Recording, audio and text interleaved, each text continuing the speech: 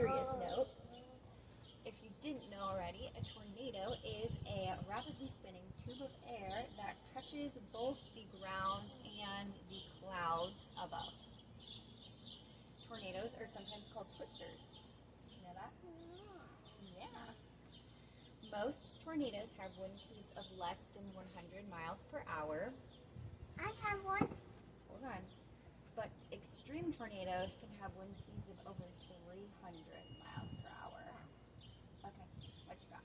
Some tornadoes can be in the ocean because there's water tornadoes. Yeah, those are called hurricanes or water spouts if they're small. Did you know that?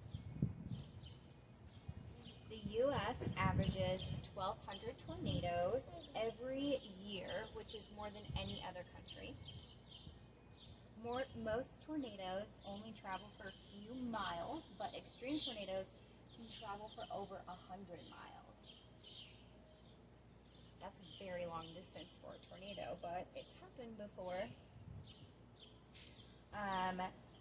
Weather radars are used to detect tornadoes to give us an advance warning so we can seek safety.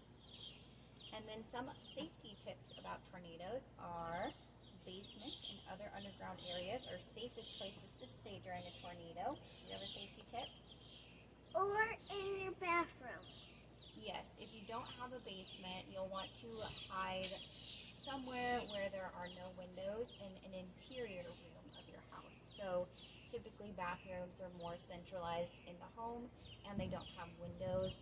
Maybe a laundry room or a kitchen, if your kitchen doesn't have windows and is in the center of your home, you'll really just, based upon your home, have to figure out what's best.